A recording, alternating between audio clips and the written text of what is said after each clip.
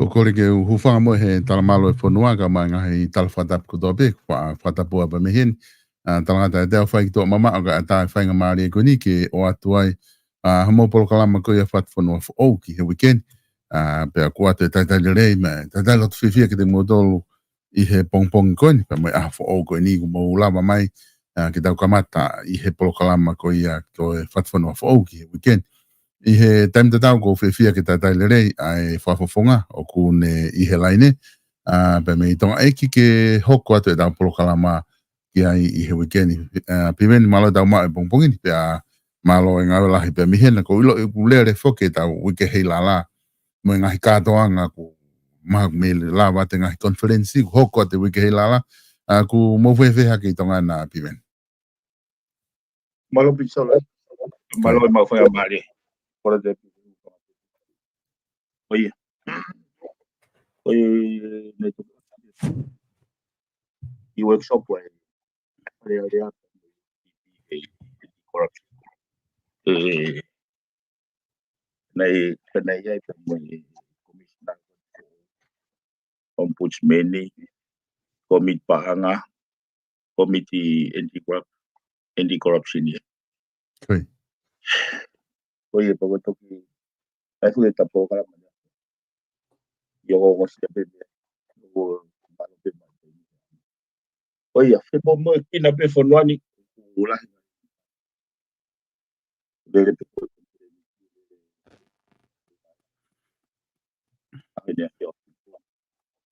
Oi, o fale.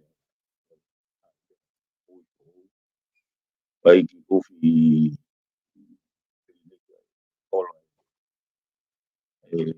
kai ngā lava pa ia. Ai ku mo kina. E beveni mahalo ku o ku laheng ene gi motu mai. Male sangi tali ke telefoni mahalo e gi ongolere yang ia ku ke palparema peta hoki loto. Oh, i mea koe ni, Iyo. Ma sayang ke aparte ke login mai telefoni he ko he na ta proclama ke telefoni ku ongolere apito. Okay. Yeah.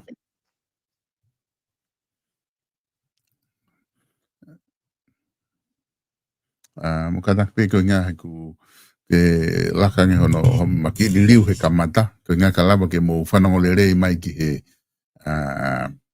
he proclama hatu kwang ke lere o tau whakaukau e sai ai o tio ka lere tu o ke o Palapalema ku mo kadak toki tai taribeka e lava ke ki login ni mai e ko manatu ina ma program fa muy he ne telefoni na ongolere ya pito ai le mai fa fofonga ka tu mahalo ko laptop un o kunenga aquí que Palapalema pe foke programa he telefoni que time go le programa ka telefone at hata ka ko pa ke motu ai le fi time ko ya ka ko le o ia ko tu o sai apito ale o time ko ya ka pa te mangawe a ke telefoni ka mo ki time mai be ka log in mai fa fonga he telefoni pa to ki hoko atureva.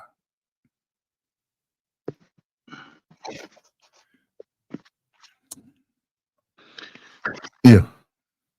Iya sol. Oh iya. Ya bida. Iya ungali sayang ini. Iya. Koia.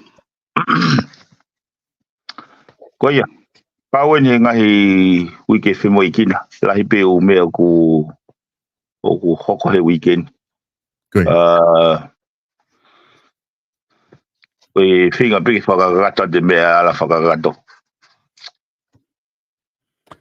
Koia kone tu fuki he programa koe ko osi na ta ki talano ai ki he na ta ki yafe foki ke polo he lahe fa motu koe ta programa he ko osi ka koe na e tokontaha na ni na nau fehu i mai mana na tohi i be na nau si he programa ki muin pena na mai he taha fehu i koe ni ke wakai o hange ke te au i he whakau koe ko mai taha koe ni o tama ko manu moala na pe he ko ke ta polokalama ko he ula ki wike ko siulai ke ta ki polokalama mo ai he ko na motu lai ne ke polo ki wa au he pongpongin I ki mofu wike na hoko ai ko tu mahalo ko pe he to dahani na motu lai ne ko ia na ku telefoni mo ni I wa wa e ngahi a ko o sina na utala mai ko weekend ni na kai peke ha kai peke ngawe internet I wa wa mate apito pena internet. Ka ko tui mahalo ko mate ko ni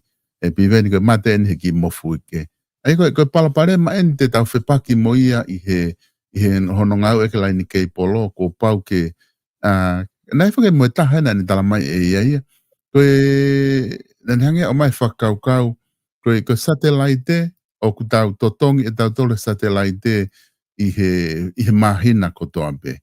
Ka koe angune pe de tau totongi satellite he mahina ko toa pe. Ka koe kei polo ko foi totongi pe ta. Pa pe he rewa he toko tahaia. I he tala noa pe ke he mea tau pe. Koe na tau ngau e pe satellite ki mua ka koe ngau halanga whātonga ni. Kono hinga usai e kei polo.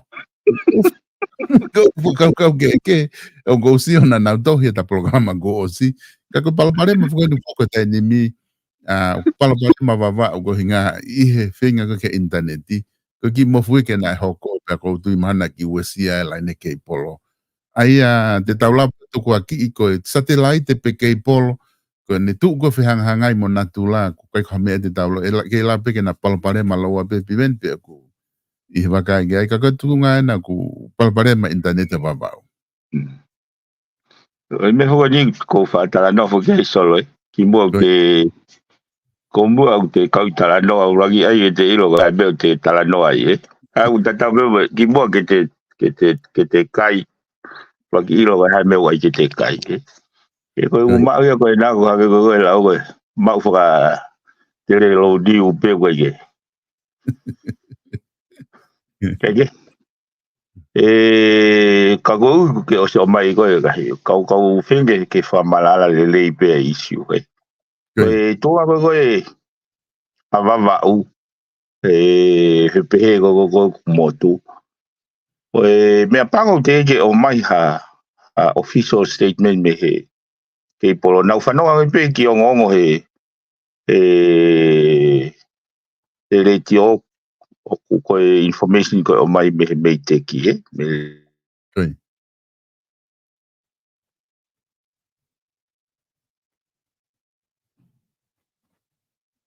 le kurita va o ka se tuta ko se tuta ki ko ki va mo ha pai ko ke polo pe o ku na nga we aki ka pare va mo to wai pal pare mare va he va ha ke polo mon be na e mo fui ke he to na ki ya malava pe he mo fui ke ko ia o mau ke polo o depending he tu fa sio karafi o ke ai pe ba mo o me gui ko seismic wave volcanic wave te negava tu se ke polo ka ko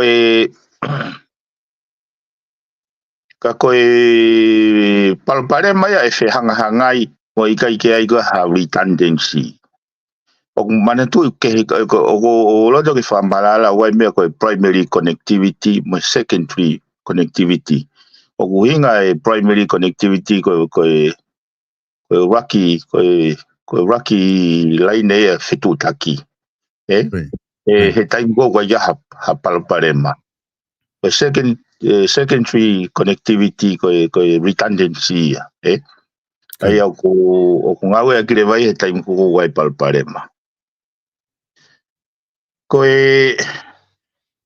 tunga ko totonu ko atongani he fra kau ai motuani na kai ke totonu ke to ia ha ke polo mehen ki ha pai mo va ko foi sai kau fatano ke life journey ai ke polo nei fuaki mai he World Bank okoni esa grant nei feunga mo me go tolu 5 miliona he taimi go ia Amerika au tau pego investment ni go fitu 9 miliona tonga ne fuaki mai ki tonga o hoko mai me he Southern Cross ai ke polo go fisi ka tau terminate fisi ka hoko mai ki sopu ki tonga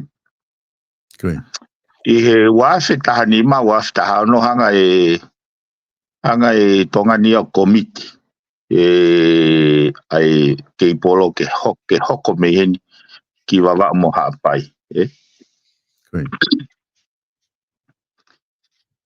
Ko iwanga ilo po ko hai u rational ko business case na makatunga ki ka ko I foi movu ko ya o fihia tau fihia le vai o mai le vai o service provider ya o fatau se ale va ai ko tisi se la ia pe moi ai ko fatau se ko mana na tak fa miliona kai hoko ko va ko pare ma faka lo sika ni faka kau o mai ko ya pa na wale pa ure va na heads of agreement he kai ke lava he tonga ke polo o fai tu ni ki he kaha pe ko langa fo po ka ngawe fo ai ke polo ta loto ke ai o service provider ai foi tu wene o tu fa nga ta leva ai ka pa ta pe ne ko gi me be ai TCC ko TCC ko e pesete te au shareholder ai pureanga ka koe TCC la e haurewa TCC la mono mai ne fa miliona pe mau ina sia ko pesete tatol pesete tatol ne pesete tatol ko pe tu le vai he kai ke ai ko ne override ai tono majority share ko tu ia he heads of agreement pe ko ia pau na fai e kai ke lava o fai tu tone tonga ke polo ki ha fahinga investment po expansion po fai nga au ai tonga ke polo ka le ko loto ke ai tisela e na e feu ia la ia pe ha makatunga interest hai kai ke ka ko tai mo ni I na toka e fai ke polo ko ki wawa u ai ko kawe ngahi ke polo o latest design technology na e feu mai foi leini ko mo foi leini taha afe wa ngeau ina layman's term sai foi leini pe taha u fuava ke ngawe aki ano inga solo ko inga ko utilization pe ko demands pe ko ngawe aki ai technology utilization ko faluku fua ono ngawe aki ai communication me o pesete pe ho fulu ha o meitahi pesete hiwa no e traffic o originate pe terminate ayo ko tau pehe ko ke tau hanga to whakatoka whai ke polo ayo ko whangawa ke whatatawa futahelu hono amtea ke langoa ke hamala langi ne mauan hai ne aonga asi vipi me ne uhiga ki ai but the damage surrounding o kulahi angea pa pehe pe eksiogani ke polo he koe teknolosia ko ne kasfiki satellite nai me lava pe ai he ki loti ko va mo me lava pe a fononga fie mali mai pe ko taingo o ku motu ai ke polo me lava pe he satellite technology ko ya o hoko redundancy ko palpare ma foko ko ne taimini no feinga pure anga ia ko re hinusila mo Australia ke na te o mai tolua miliona Amerika ai me to foi kit no ia wai penga I me ai o kai peke uhinga lere ia ka he na estimate au ia me he taingo na mau foto mai kaswiki estimate pe au ngata he ne mano miliona ai cost eto mandui na tafata no na committee he pure anga ia kai ke ka ko pare mi pe ko ni lo tonga ai pure anga he wa feta ni ma pe wa feta no ai foi ono miliona ke avoli I lo tahi ke foi ke me ui ko ti connecta ki foi connecta hange pe ko tu franga ngai na fra fe mai ai me aki tonga time tatau na li penga hiti connecta ia a fisi a New Caledonia he kau taha pe ia e nau anticipation te nau tok marketi ka tau whakatau fu tau tol paike pe nau fu me au e au pe ke ni mano miliona he kono hinga he koi foi waha ko fisi pe me sua ki sopu na valunge au tupu ki kilomita valunge au tupu ana na whakamore he World Bank me e tolunima miliona me fit ngoful miliona tonga ko foi waha ko me foi ti connecta ki wa foi kilomita pe tolunge au so not even half ka ko price au ke mama fata tau be pa mo price ko he rocky polo kai ke ka pau mo one motu ko ni ka pau mo ne motu ko ni even ka pau na os whakatoka foi ke polo ki wawa e ilo e poka ke tau whetu tak whe me tonga ni ko isi ufo koe na uhanga reisi whare a rea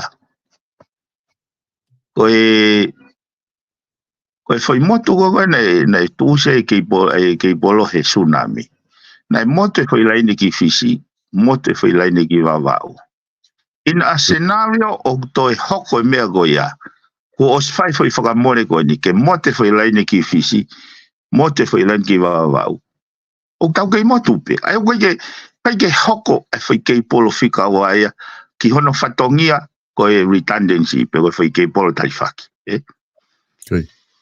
koe mahu inga fukia koe ke coexiste ongo teknologia koe ni e koe ngā koe alu e whakalakalaka ia koe mindset ia koe ki mua he wanoho fulu ne kei tuai e whakalakalaka ia koe ai satellite ne kei mamafa Peta au ke ngahi ki contract ki lolo tonga koe aina tok osmai TCC ke tau gosi na nau tatonga nau tolia paanga e ono ngeau whanoa Amerika ke ki foi unite ta ai apakapau e ki foi unite tolu noa na nau ngau e aki ke nau redundancy ko i riunga ono ngeau whanoa Amerika tolu noa koe ai na fuu mamasa au pito koe whotutu koe moe time tatau e moe whahuma he kaswiki e nau foi Pacific White Solution ai ui gogo kaswiki ai koe foi satellite na launch ki he OPT ki he FOPT koe maalunga taha mama taha koe he kautaha koe ni he wanoa taha iwa Pana uhinga lewa ai foi area pau goia ke take on board e tongania ai foi initiative fo goia i he price ya ku ma ngia liunga hongo full ai na mai lewa na tole panga no fa ki foi unity panga pe no fa America ni utano ke ai pa na hanga lewa o mai na offer ka pau de mo hanga o totongi ai foi i he rate koe panga ono wha panga 5.7 miliona Amerika i he wanoa taha iwa prior kono launch koe foi koe foi i capacity ia te tau heka tai totonga i for the next 15 year ai koe expected life expectancy koe taimi ai satellite hospital tanima se mau ke fafo ya ka pau e ke ngau e pe ai taulere tai te ngai ko ai pe ai ka nei ability ya mandu ke e te to garat pe hanga ko starting i te tau toki fa tau tispe da to ke tau receive he kana ka ko proposal e me kasfiki te nau turiti lewa nau toria tongan esa shareholder tau lava le to mawe ability ke nau hanga o set up application ke nau spot pi mai i he boundary pota a tongani te taula no to monitor e whengawe aki pa moe kau tasa te rai te koi ni ono monitor ai i o te ai waka tau tai matu e wai pe lao maritai whikau aku mono ten one nau ngahi panki device ke track ke nau whewholau aki sai nima point fitu ya for one of payment pete tau taimi ko ai ko nei he ko nei rock how it am going ko kif moala mo e whakakau ko ke totongi whakauriteila he potunga we ako kai lava ke aveha ngahi tis connectivity ke ngahi motu ngahi motu ko ngake ke e-learning e-educations ai na maharewa pero fego e mau awe ke me ke polo na maharewa o mai ngahi whakau hange ko e-health e-medicine nei whakatoka ngai rewa o whi mau o neongo ko whi mau ia e potunga wea ko whi mau e potunga moui ka koe me he perspective whaka connectivity o whi mau e nau dori e redundancy ngā wea ke satellite pia o mai rewa ngai whi whakau o whakatahai be whi price e ta aia pa ko whi mahino aki rewa he contract ko ia koe taimi ko kai kia ha cable cut ai mandi ko redundancy taimi ko kai kia ha cable cut pa expand rewa ai wahe rewa capacity a goia ke ni hanga o link mai a niwa link mai ngai health center ngai apiako he taimi ko kai kia aia achieve rewa e tongani ai complete fully connectivity ai kai ke te hata e tai connect mai ke well of cyber well internet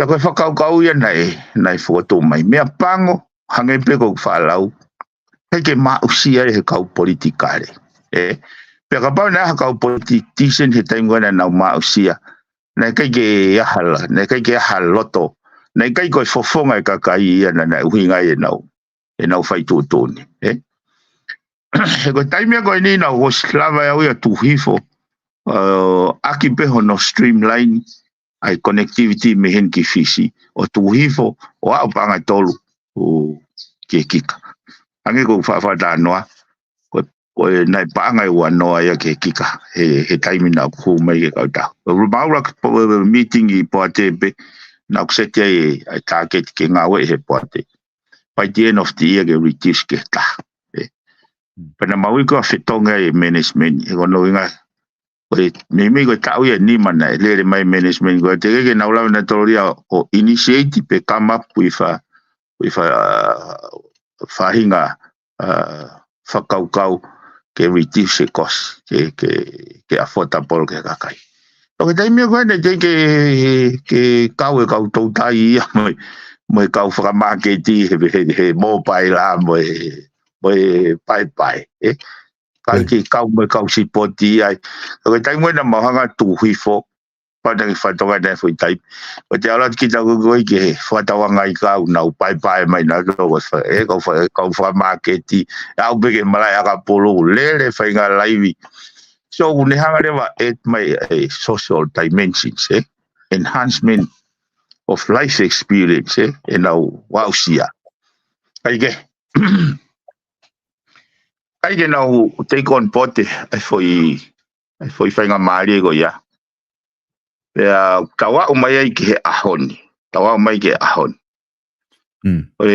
ko ahoni na toki ki muini mai pe availability technology go ne ai Starlink ai ko ame ko uta no ko Starlink yo no na tori ai lowest F orbit o wofi opito ya ko funky device go ya ke te mau pe kita haki ko nga au te si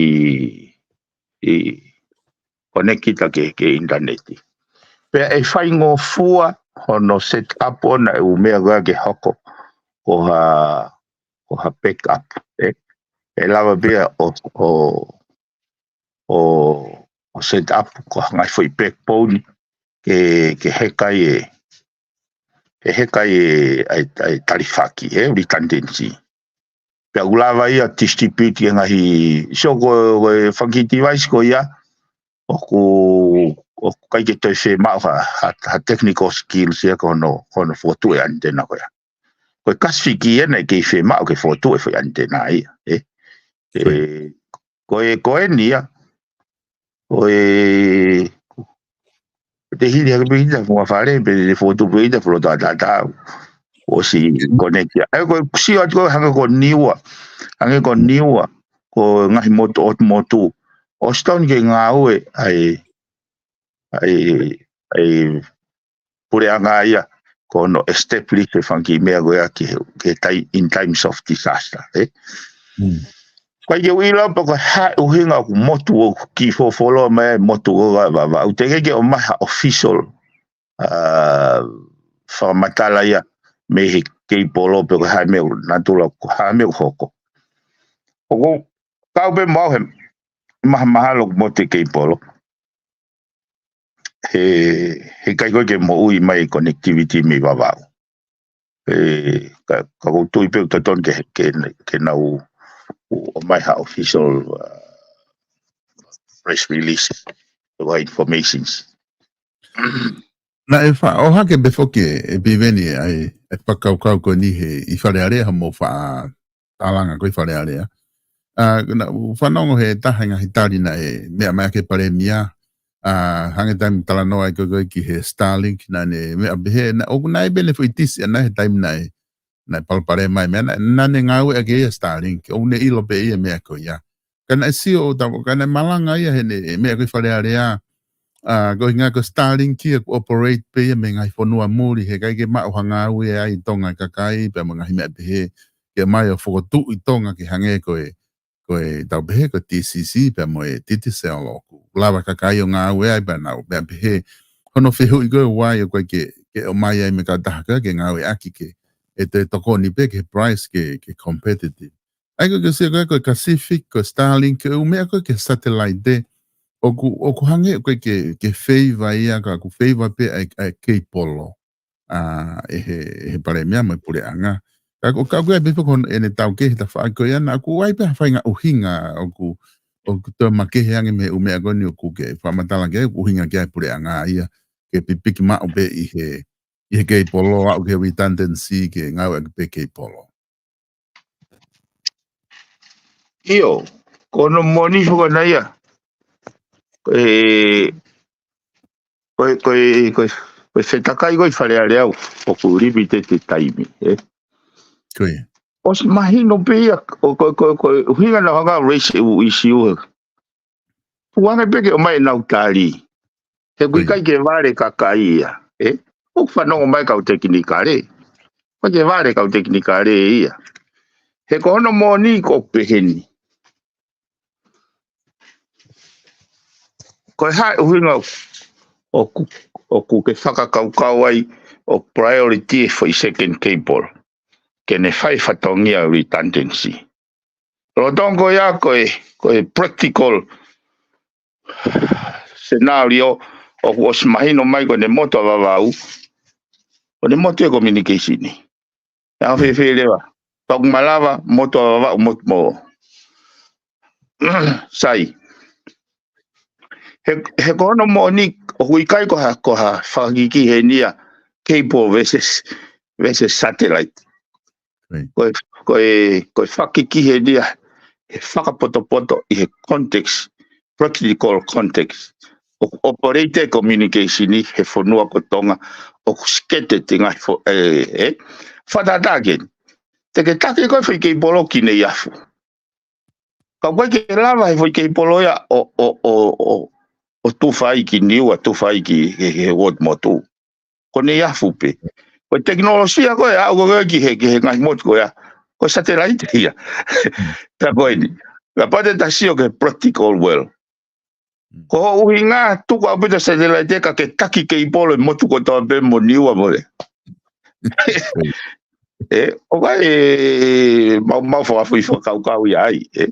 Aia ko no mo niu to tonu Okay, oa tuku e aia ke pehe e poto e vare ku sai e ku kovi e.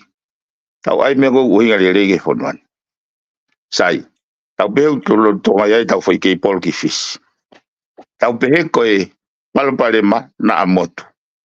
Ko hae immediate GPS retention means or mechanisms. E iu tu iau ko tari e aha ha fu matao tao e ha tau bai ko second kei pol.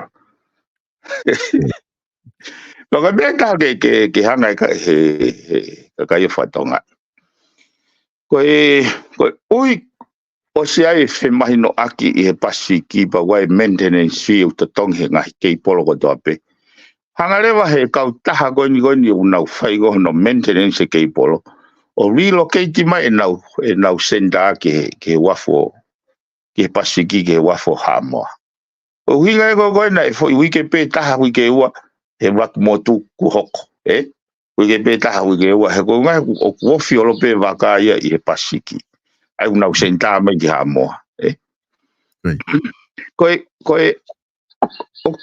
na moni ko uhinga fok te fok pe uhinga fok e budget pa ko uhinga le vai tau e prioritize me ko to no inga ko ke tau silini ko si tau silini po tau finga le ke prioritize me ko mo tau langa ipe ka pau na e la tau silini ke alo satellite alo ke polo po Kale ko issue, but it is not. Ko scenario ko ke lahi silini, sisi o tawivi. How best to maximize value for money in terms of connectivity. Ko satellite ko yana to ton ke ne o mai ai. Pe mo ui ko atakai ko mo vete holo u motu. Ko satellite na to ton ke nga ko redundancy. He taimi ko kai ko ke whaia kei polkati. O kulawa leo satellite o connect mai ake. Ngahi high speed connectivity ke lava hangi ko program ko ne i government. Now eke fok fale mahaki ke minister mo uye now program ko his health information system. Ko whakau fok solo no implement e umea ke ne o mai timely information for decision making. Ko ka pau ko ke ngau mai ke fale mahaki ni wa.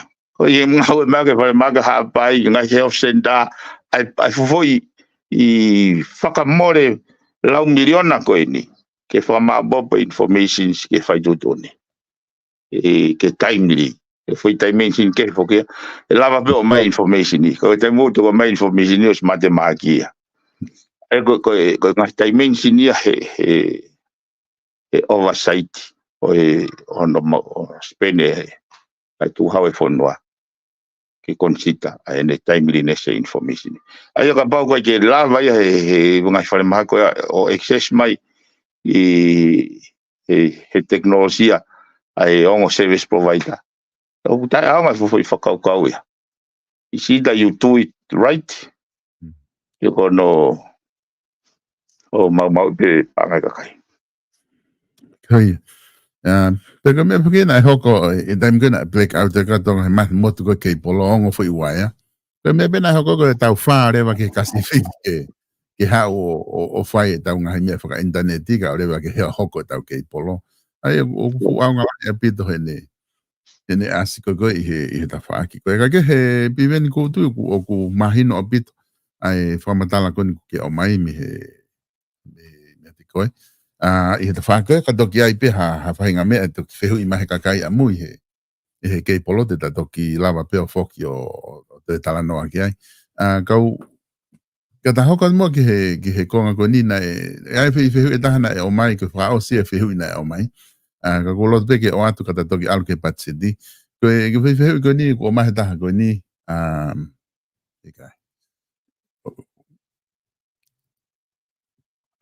ko e whehu ina mahe tahaya ko ni koe ko e whehu kona ko hulu atu he la. Ko e whehu kona mahe taha ko ni ko Aquila. Nane pehe e ia ke ki I whamolmore mo eke atu ke he MP, pena e os whakapase ne whotu ke hi wahenga tamatu I meho e ki.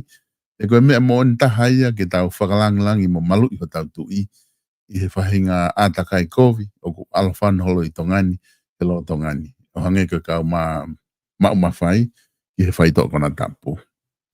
Ka ne ki eke mai pepena, e ko hamena iku ki he tu ke fotu ko hepena e whatoka ngā i pepena e tari he e daimna mo tala noa i ko ke patseti. Ika, ne kai ke tari ia. Koe.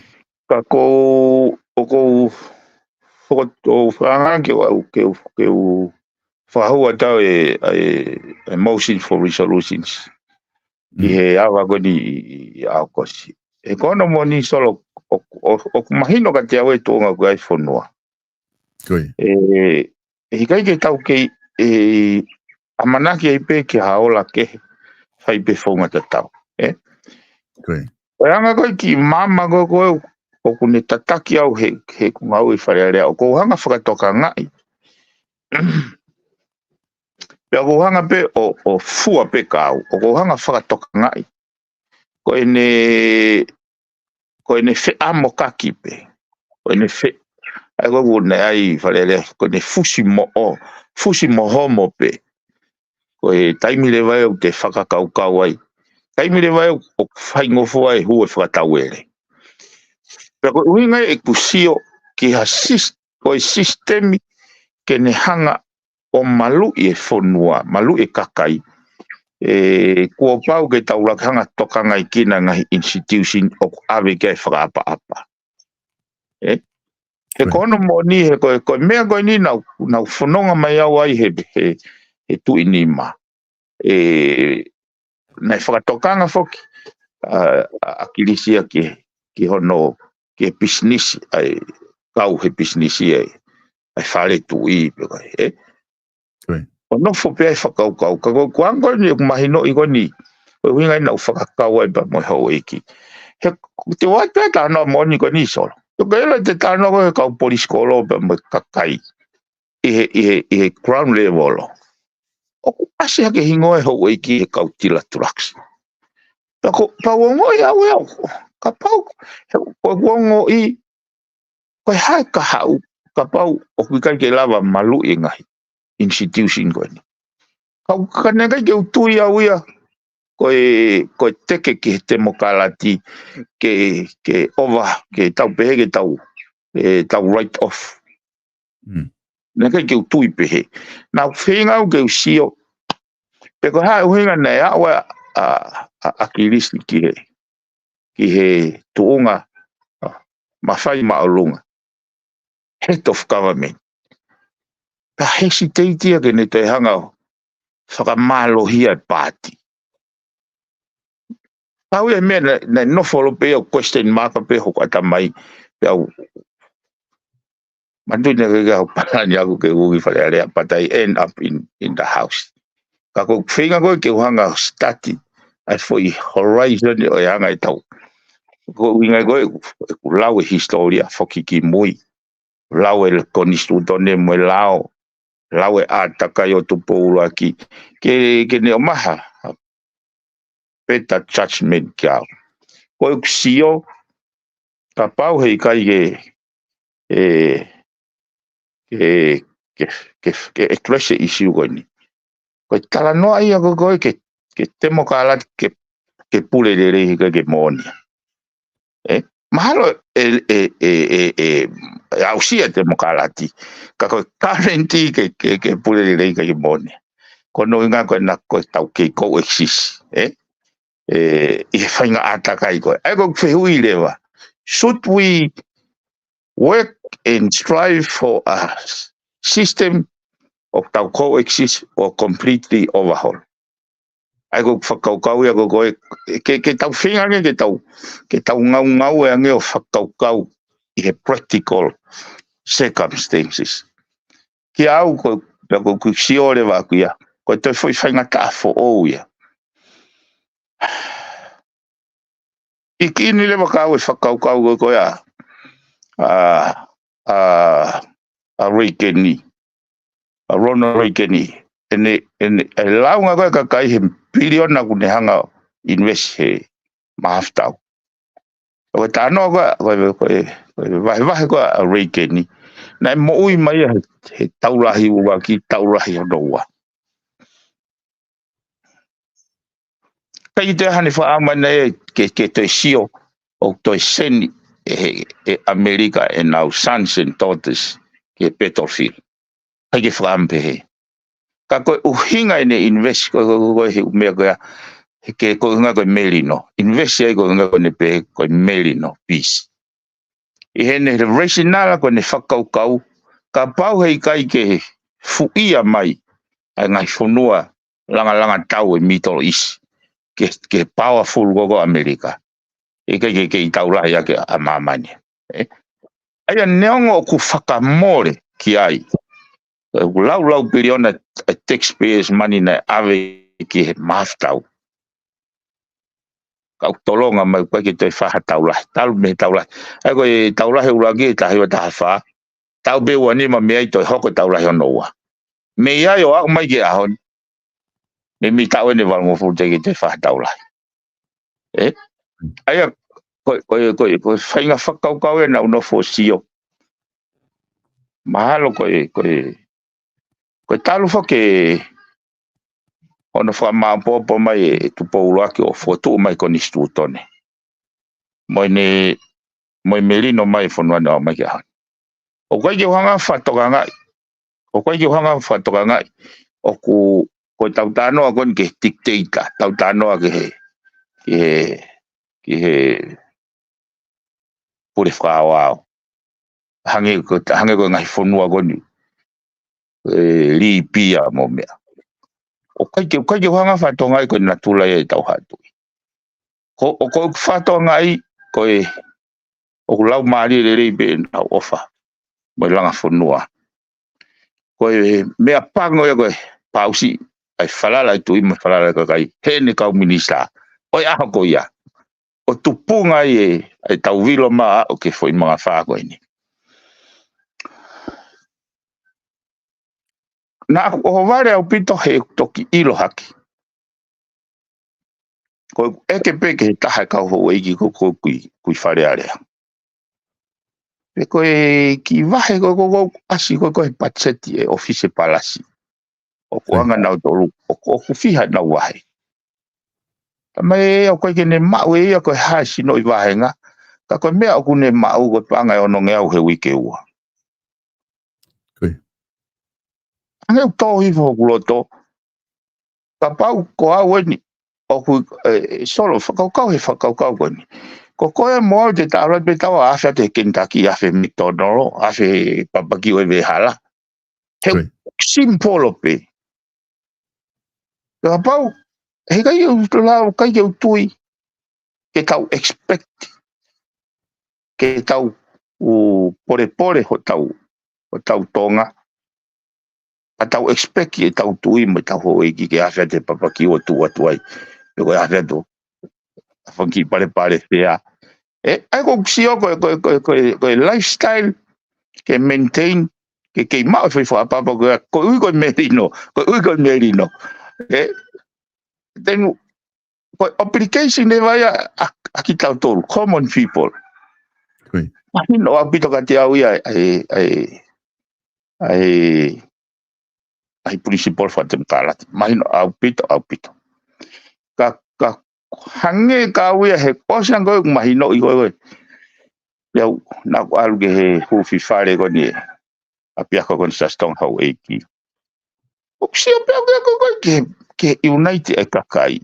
Regardless pe ko fe political faction o kau ki ai, Now unite behind he.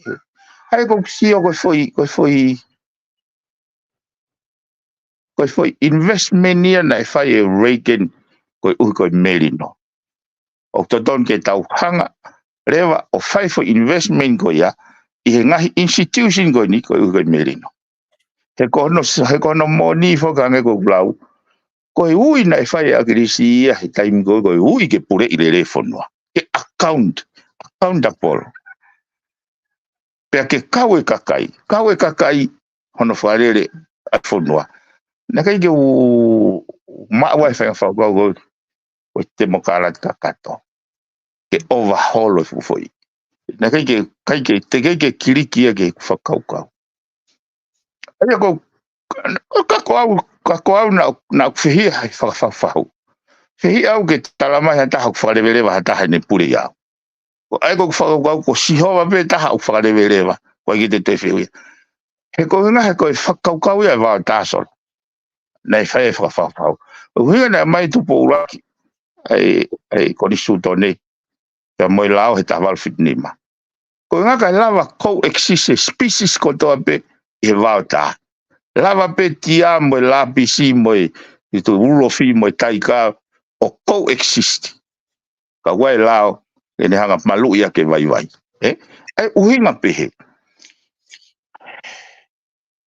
ko no fo sio mau inga ke taula ka hanga sio he ka pau koin ko sio ko aku ka pau ko o si au ke nga foi tunga ko ya ko te fetaula ka mata wai ni fema fetaula ka mata wai ni fema o hau ke taimi ko ke te ate se ni te akita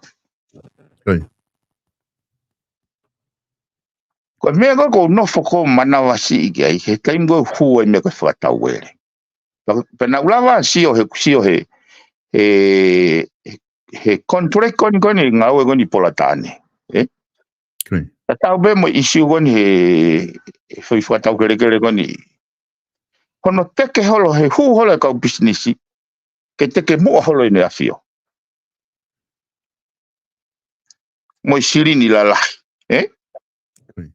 aya ko sio ko ta tokanga ya tau tol common man ka nga we fono ta tokanga ya tau tolu ke tau hanga o whakapapaui o kui kai ke aha ha fusi mohomo ha fe amokaki e reo seo ka pate ke nofo o analyse le hange ku tau pe ko he whakilu tau pe ko ne wahe whakafofu hange ke 1.5 miliona ai folau ai kau minister me kau ngā whapureanga ko no fo ka me ko ni kia fu vale he uinga ko ni he kai ko ia pe mo te tala pe tau folau tau tota folau economy pe ko fa nga me pe ala tu pe fone va pona hu he sam city he fare sisi ka ko nau ko uinga ko mana toi ko teke te mo kalati be mo nga we ne fai he kau te ke mua ke mawahe ene afio o whakalangi kau pe o te kau he ta ma mo rea ke kakai kai malawa ve ke whakalangi ka pau ke tau hanga te ke mawahe pe o anga mo ane se ni ke whakalangi ke lava nga me whakalangi ko ya he ka pau te ke noko whakau le reiki ai na alo te ke o me pang fo ke ko time fo nia na fai foi hen over go ni he tui na ga hano hoa pe ga hano farnau fai foi fo ki go ni pe hange pa mandui na kawi he kau business pa hange na ga fu no fo ha ka ko gula wa ke kau fatu fo no agora na ta tokanga ke na u tau pe os ko he ke tau pe ko hango tu ni ma tuang mai mafai executive Matu ko executive i tai he whalere mai ki mua koe. Nā kai ke lawa tala boundary. A boundary whangatangata ai tui i tūhau. Koe hape mea na ne pehe ke tō mai o ai ake mea koe, koe me whai ke kau minista. Koe ne tuange mai, pa tau tama talange tau tō ke alu kua whakalangrang, pa kai ke tahore tō whakau. Ai mea ke langlang i ai. He koe e solo. Neo ngoi mea kau tau pore ka tau peku tau however, angai, asio a maamani. Ka koe the only surviving monarchy i region. Tau kau be mo kau Pasifiki ai nau pore ai. Ki au lewa. Koe foi tai tokanga ia. Hange koe mea koe nau lau. Lewa no hango fulu. Lau mai foke pacheti koe. Pachete tuina ki 5 miliona pe. So ka mai ya ni fa po ni wa.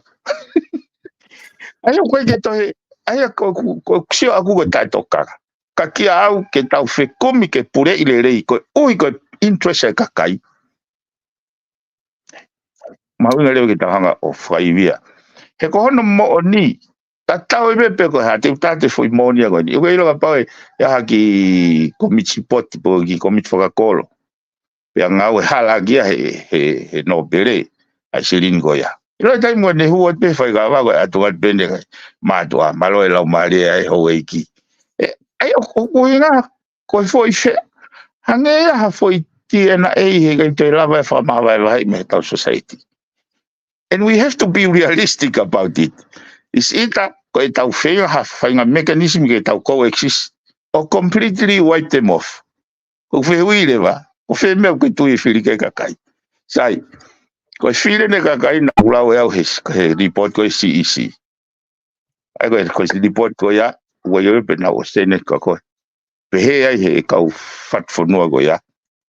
Ko e se te hiwa wale whanua. Unau. Hei, pou peke tui, pou peke hau eiki. Ko e pure i le rei pe tau tu hau, ko me pe unau toka ngasi ai. Ka ko uhi ngai ngai riu whakate mokarati, ke pure i le rei, koe koe mawhai. Ai a kia au rewa he psio. E ka ia ha amendmentia e lava o fouke konistutone, ta e loto ke hau eiki, ta e loto ke tui. Sai, ha rewa fouke te tau, koe tau ai ke tau whengau e aki ko exist, pe koe tau fe kia ke wa aki. Kai safa pe ka gai to tontuha. Koe anga e ku uhinga e ku whakaukau ke isiwe. Koe, o mahino pito e viven kau e whamatala ko ke whai. Pea, o ko wakai ki he social media, koe be ka whawhonga whare area, koe be ke nau tui ki ai. Pea ku nau ai, pe nau to tono nau tau ki o te nau tui ki ai. Pea mai ni ka teke koe te mokalati kakato. Ka pau te o mai fi whakaukau ko ni e ko tui oku ai pe hono maari e tau whakaukau ki ai. Ko tui, koe kakai he whahai koe, ko tui he whahai koe. Ai ka mea tau whai koe whakaivia, pe ko hono whakasisi. Pea ko taimu koko oku teke koe ke whakasisi ai awe ngahi monu ia ke tui me hou eiki. Kai whengai ke awe ke kakai, kai awe ke whakaivia kakai. Ko whakaukau fau ke o mai ke whakaivia ai tui me ho eiki ka lawa ke mao e ngahi langi koe ni ngahi mea koe ni ko ke whakamatala ki ai. Ko tau sio ko ke patseti. Walungi au hiva. Heko ai ni nau o mai lotoni ai whakaukau gea ta mai ko o ku ke teke e ko ia a olunga kai whakaofa kakai. Pero na mai be me whakaukau e taha tala mai ko akirisi na kai ke pehe ia ka ko na focus pe ke kakai ko whakaukau ko ne ke o mai ka pa hiki me whangilo ke taha miliona oku ke hanga ko ia o whakaivi ake patsedi a tu ima me aka tu ko kakai ia pe ko unga ko me e o mo ua lai whakaukau ke kakai te tau whakaivia ka e tu ima ho e ki ka e ri ake kakai, pe ko tau whakaivia kakai. I he whupatset ko ni walongea u hive hiwa api veni. E ka nake ke kau tapu koe poka ame walongea u hive hiwa koe kahai. Ame ke kakai. Koe ki patset koe ne afio. Ka me kau no pere. Ai ko ke ame ke he kakai e whapapa. Te ke sio pe koe katoa koe na a mafu, Okay. Regardless, te tat ko foi tai mahi no mo tai mausia e fanya whakaukau ko ya. Na whakatanga no fok solo ke no fo mamani he tafa ko sai mastuino tafa pehe ulu. Okay. Ai ko pehe ko ki tau pe tolo pe tai whanoa. Senturi ua tolu wha. Mai nau nofo pehe poi whonga ta tau pe. Okay. Hau e tama who ia, tama uri ia.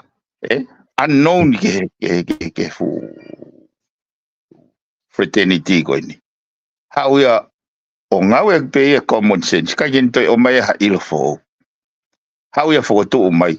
Ko i tafa ura tafa he mafu. completely ka koe hae ne ka pehe lewa he kau mea si ka ke toka ke tafa he ulu ka toka ka koe tafa he mafu ke lere e tafa koe he ulu hea koe kuhinga e tolo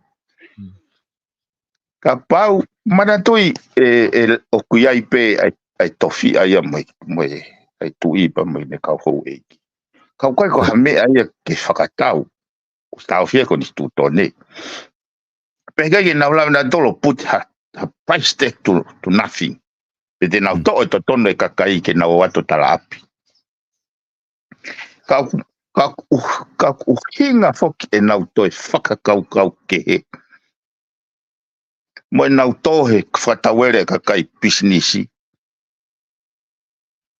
ko fe amo kaki ko fusi mo omo ko ha o whakakau solo ke panga o nongi au ke ne tauhi ko mo family mo o ngai fatongia ke ngai me whafono a mere vai hoko aya ka pau mana tui tatau ka tope he kai te ke lava palani ho mo ui he taimu kai ke fe unga me i hoto nima he ko taim tatau neongo hono hange ko ksio gonke ke tala noa gonke kau whare area mo tunga wahinga ko no fosio tane ne ke whainga ta hono malanga ia te pulelere ia ki loto ki whare area he kuna ngau e ke nau tolo e fusi mo ke nau korapu o loyolo ki benefit ko ko loyolo ki principle of good governance na mo fu ka fare area ko no nau teke te mokala ti solo ai o ka yo lava si o ke nau principle ko ya o good governance ya nau to ai ke awia ko ui si ui mai ai ne afio pe Australia o gigo na dole avivala go de afio foi pe si talia fare area ngai foto review mai me UNTP mo community ke review e allow go no manage pa ngai fonua review mai ngai me ke rules and posita fare area review mai ngai mea ke tau e ke fai hala koni stutone ke strengthen o si te kaia ko ke usa tau ia pe ko ha winga wai ke tau ki aureva ke ongo i he ongo institution ko o ave kai fra papa kakai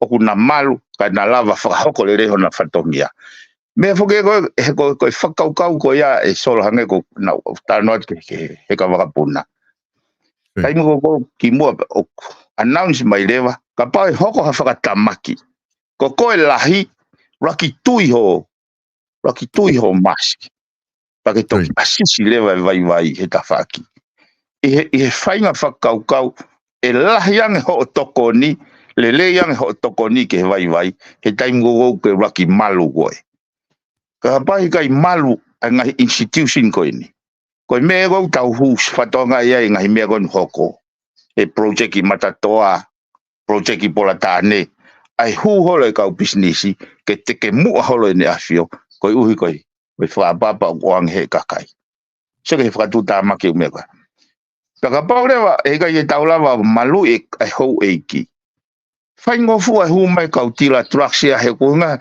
he ko taimbo hu mai ho e ki wosi malo la maria de pe officer customo ia malo la maria de pe officer policia ta ko ne fa e foi kilo tani ma no ka to lu mo ke receiving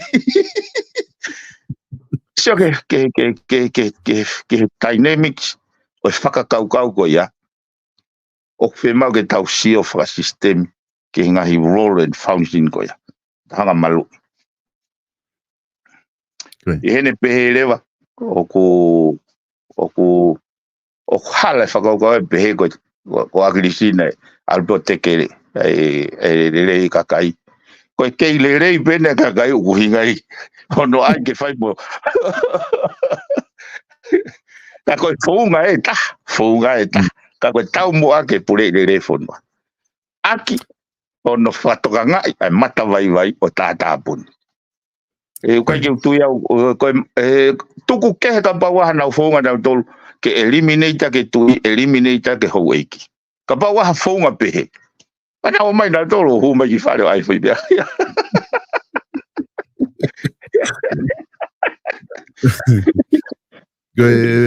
Ko tui o ku mahino ai whakau ko ia. Ko ngako ta taimi o se ta taimi ta kei whenga fo ke ko ngako mai ko ni ke ta o ke patseti ka ku hanga henga i o i o poke tu holo pe tau ka me le rei pe fo ke ta fononga mo ka mo ko ni na si po ka ma ka wai fe hui pe ta te at ke fa fa o si ak va ve ak pe pa ta ma to ku le va ku o se ta taimi ko fe hui ko ni ku o mai to ta ko ni holo ia te whiwhiwi. Ko e whakaukau pungu nau o mai whikawaki pia mo e whakailo kon nai whakahoko ko ki he ke sea whare area whikawaki mo hiki wahenga. Ka ku nau tala noa mai e whakaukau ia koe ni ko e hame o ku wahe paanga hiwa ni mai whanki komiti i he whare area ka pau o ku whenga nai whakailo sea ke ko ngā koe ki toton ke te whahe ki wahenga i whare area. Taku o mai reo mo e whakaukau te tau he tō taha koe ni ka whou ne tala mai. Ko hau te wahe pehe ai mo tōli whare area whangi komiti. Ka ko osi wahe pe mo tō ko mo hupe whare area o sato mo wahe kawai pe komiti mo hafua umea koe. Iyo.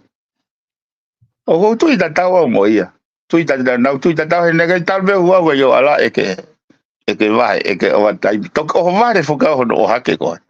Pau anu le o ke waapanga e koe tena hue ua tolu ua whae alo e ke waapanga pe mo one lau goe o ku wahe he nau nofa whakaukau ko poto e whare area ia hono ako i mena tole angirisi o koe ke te ai kai wae koe ni tako e tala mai e mea tako e mosi wahe pe kau tamai koe ke te kei nana tō maku wae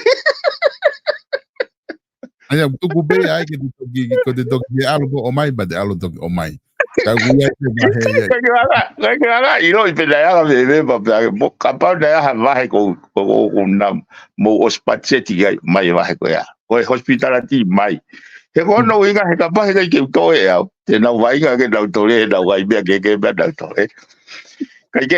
Ka ko moni ia uai. Moni ia uai i he ko nga ko sai mautunga vahenga. Pea ku foi a pe fia he tau ko vai. Pa na usio uia ko nga u fa komiti toton bege mau. Ka kono pare mai. Iro ka pa ka ya ki va ia ka komiti ka ya da ya komiti. Komiti ko ia. Ai ki a uia he ka pa te ke fa ka me ko ni sol.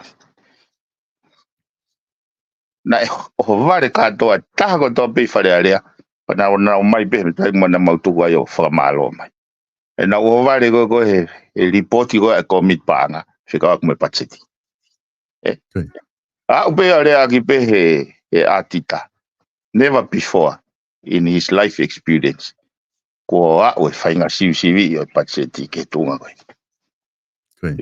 never before te ha upe me ka whawha mo tua da nau iai he wano hongo fulu o te mai talo e mau whare alea he wano honfulu. Wa mai ke hanu. Te ke sivi pe. Ka koe ngau e komiti. Sai koe wheui lewa. O to tonu ke wahe komiti. Ego kuia mo ke ulau. It may appear of cost money. Can I make cost us more if we don't? Te la hanga mo rega pai ke whai he. Ngai ngau e komiti.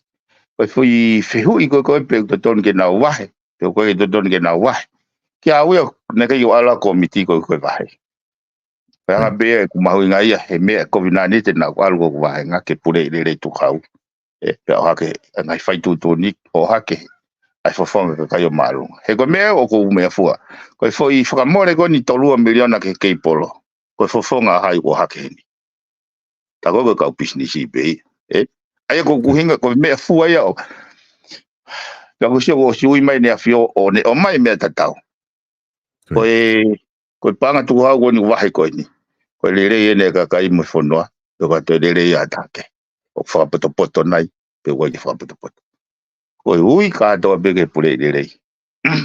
Ka ki au. Koe he kuno he kusio mo oni koe aku koe ki ai. Koe huinga e whainga tai ai kau whafofonga ni. He ngau e koe ni. Mana tu yo ku look up e kakai ke kau whafofonga ke solo vai nau Palparema.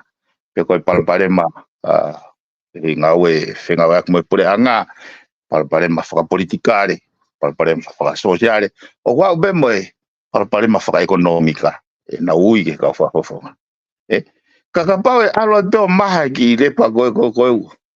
Kamata leo whakaukau e mea koe ke ala he. Tuku hau.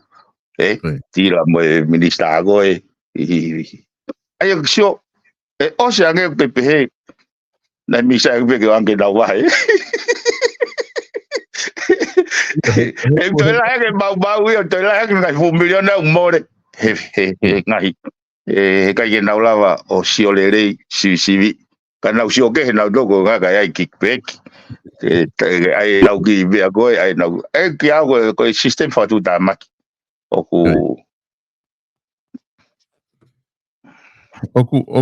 to tonu pe fokia ke vahe ai u komiti he ngau e koku fai. Hange koen ke komiti na nsibe patsedi.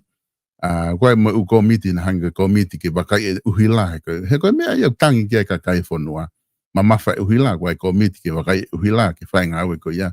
O koe ume behe koe ke lava ta tolo kalo mea. Koe inga he kua pau ia ke fai mea koe ia. Ki he lerei whakalogu fua e fonua. Koe mea ini nai tofol ke tui. Ka koe be whainga mea ia tau sa ta tol hange koe ni ku mou fotu ki whare area. Tau fi ahi whakawhare area he koe ni ku ose ai be tau office whakawahenga. O koe be ume behe ia to ton ke whahano wakai. Ka koe ku komiti he ku kai whaki ngofua ia ke ngau whakasewani te hataha. I he taimi me mea behe ka ku utui be o ku alo pe ai uhinga le rei ki ai ko tue mahino pe. Ai ufeitu ia ke lawai atuku he toko ni ia ke patsete. Pako moni pe he ku ke patsete tau nina sai pito hono CVI ko tui mahalo ku kabana tau lava o wakai ke ku mokoi gene a fio ko tui be fia hai kapau ko kamatani ngau ke CVI ke piven ku atmo ke kapau ko hameo ke loto ke faoskia ta toki hoko atu kulahi pe ai o mea ka toki feinga pe ko ta fainga mari hoko ke ta te feinga pe ke patseti tau tala no pe ai monga hi feheu ikoni ko mai kakai. Io sol. Ka pau pe te whenga mari whalai te. Okay. Ko mahino nia ko stale patseti. Ko foi face nia ai ko iai lewa ataya. Ai pule anga ke na hona implement o whakatatau ke patseti allocation na o mai. Ko foi konga fo o nia o manatu tau tari pe tau ke toki hawe ai atita o se tau e uia foi konga fo o nia ai physical oversight na mau inga ai ki training o na fai UNTP ke ai foi monitoring hange go ni te wat pe fa da mai no ni Australia ke o mai 3 miliona ke ngowe 3 miliona ke tautai 3 miliona ke he whaivia ke ngai sektoa kau business ko ya ai ko me le vania o ko si o kai esa function a mau tolo me fare area ke mau fahu mai to feu as to how the mechanisms of this basic condition criteria he kai ya he go ko nofo whakamea pango ia hono talaki o wai tongfulu miliona he wanoa wanoa tolu. Ilo o mai gone whakamatara whamabowe ati tako tapo in tolu bena lava o ngawe aki. Kau kwa jiu ilo au poko ngawe aki ki he ha. He kwa jiu whanongo ke he kau business partner au nau tala noa mai na ia hawhainga whakaivia. Ke ai go pere wa. Fu 1.5 miliona ia. That could have benefit. Ai kau ngai sektoa whakatupaanga koe ni. he ku mahu inga mawa he ka au ia ngai sektoa koe ni. E koe, o koe koe toi lo ia, koe matawai mo u ia, ai e tunga wha ekonomika o whonuan. He koe ke tau, te ke tau engage he industrial o space, ai o whai, ke pehe ke tau ngai factory, ke tau mawahe me he subsistence economy. Ka mahu inga whau ka au hono ngau ea ke teknolosia. Mai available ai teknolosia he ngai aho ni. Ke ne hanga o improve, increase productivity. Pe manpower. Ke o hinga he koe mea pe te tau lava langai whonua. Ka ko whakamea pango ia, se o sang me tau ko sina nau 8 miliona. Kai peke o asimai he nau ki revise tentative ko 5 miliona pe o mea. Kana pe tau ko ki mua na nau revise mai 5 miliona ka hau ko actual ta pe. Ta miliona pe. E ko loto ke a whainga clear roadmap. O hiwa miliona ko ni he koe pula ke incheck ke tourism sector. Kau ai ko main player ko he sector ko ia kau ngoe he koe hange ko whakaukau wena ai ko tapu fitu. Karin toa ai no kakai. Kai atu pe kakai o no hange ko whangawhau ko SPPT. Ke ngau e kakai, ai nau ki Apuaka, ai nau whanki West Apollo, ai nau whanki whare pizza, ai nau whanki whare kai. E ngau e koe au ngau ekonomika. Kau kai ke te ke whatonga i take on board. E koe mene nau toki ilo hake pia e hano reisa ke e watahataha. Ta koe kau whanda ia SPPT, kau ai mo tonga development bank ia. Ayo soko natural. However, SPPT no me he pange whakalaka. Pana ore na toria toi o toi no atu. Ki he kakai he pesete ia tolu nima. So ke kana ora tolu ia haia ke foi whakaukau whaka community kai ke hau no tau taha. Hau no whakakulupu. Koe tai mua ko kai ke tā mai he tamako e una tol whate tenga tamako e. He kuna uwhe maa aki he koe nofo pe he kolo. Ai ngā ua e ku teke nau hopo nau tauri he mea koe ia. A koe ku whakakaukau huinga ne kai ke hangai he tonga development bank. He koe ne koa function ni ia ke ngā ua mai kakai ke hono whalakalaka e whonua. O ange ha fui whainga mechanism hange koe mea koe nā koe ai tonga fitu ke ne address informal sector. Kakai koe gaha nau api, kakai koe gaha nau mea lere, kakai gaha nau ngau ke wahe, ka nau depend be he subsistence economy. Hanki, ai sai be solo ta toki gapa mea ke ta vete pachet ko ni ke tau whanonga me pachet ko ni ke pachet hoko. Mandui ko tau ko sia. Ku tu pe au o sto ke pe ke he whainga whakaukau ke he anga mahina nau nofo ai ka kai ke ulawa ke mau nau tole he tipeiti oi pachete tau kosi ka koe ui ko o hanga o expose u mata vai he pachet koe ni pa ko loto le wau ke unga au he taimin hono monitor atu ke au ke pachet hoko o sisi e whakiki au te oha ke pe ngai fix.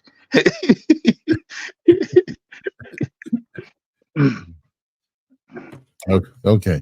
Sai be bimen maha ko di ke da tu mahino be ke pa de ke whainga mali be he pongpong whalai de pata de lere be he e taimi pongpongi be ko di e whainga mali lere be ke kainga ke ta hoko atuai. Aku whamalo atu ka te lama da programa he aho ni ko ngā ku ose da taimi ka ta toki sio he whalai de bimen. Malo apito, ofa atu bimen. Ofa soro. Yeah. Whamalo atu ka inga he lava e tau programa ko ia whatwhanua whaoki he ahoni. Nge koe aku o mahi whakafofonga te tau te lere tō oua pehe weekend. Tō oua ko si tō oua weekend.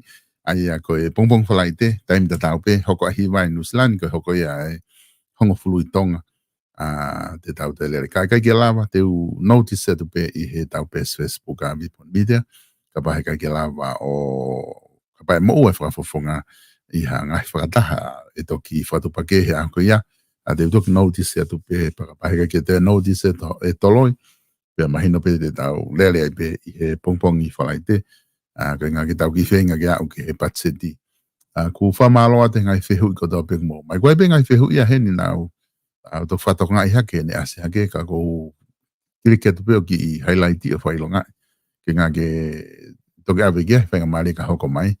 Ka ku hange ka lau whamalo lahi atu ke tiki moto. I he tokon ko tau pe tau pe poko whe ai ta whaaki o ke tuiki ai. Ka ku ke kau he I he tala noa pa ke kau he mai ngai whehu I o whamalo atu ka kohe o awhe mai o kau. Wa ku tai rei ki mo dol ko tau pe ta whahinga taha pe.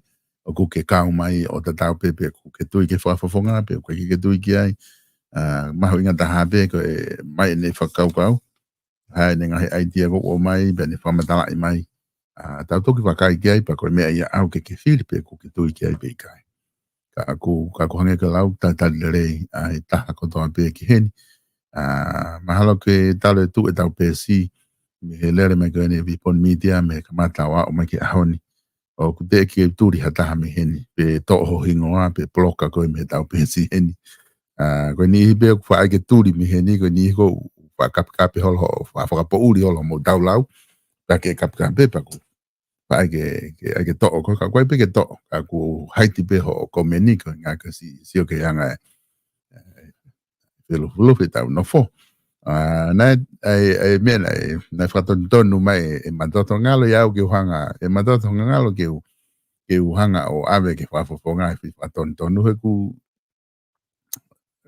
nai hulia na ngawe ki whafonga nai whatonu mai matoto men ko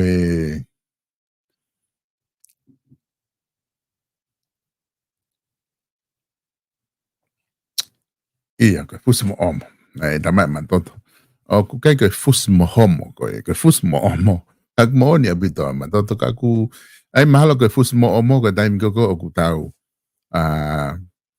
ko fusimo omo ko time ko o tau kai ke ma o me ke fai ke whakatau mai aka ki foi mama me ko a o pe me foto fa pa nga kita ia ka pa ko a pe tu fa pa nga ako ki vai mo ni ko ke lava fua ka venga mo whakatau maha mea. Pako di maha ko time ko fusimo homo ai ko ne lahi ko ai oi lahi ko te fusimo homo. Pea ku uile vai e piveni ko fusimo homo. He ku ne tau ngau e foi rea ka te tau talangi he whafofonga ke pea ku ai ko ne uhinga ko o va tu he fusimo homo.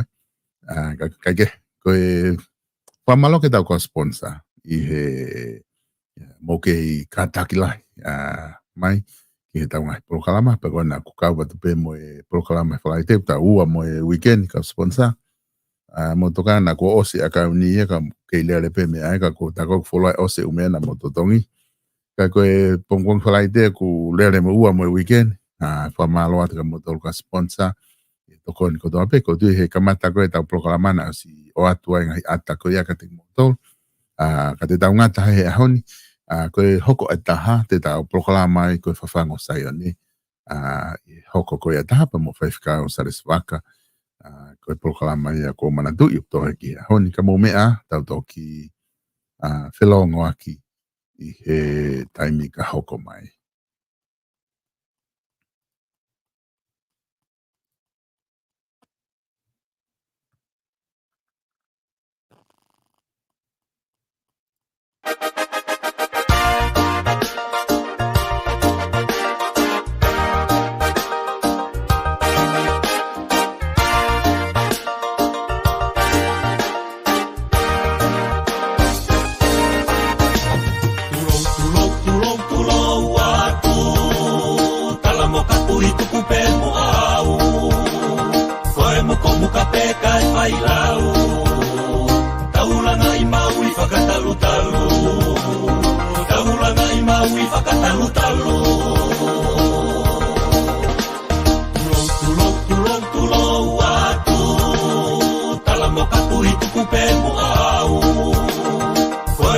puka peka e whailau, puka peka e whailau. Taulanga I mau I whakatalutalu, taulanga I mau I whakatalutalu.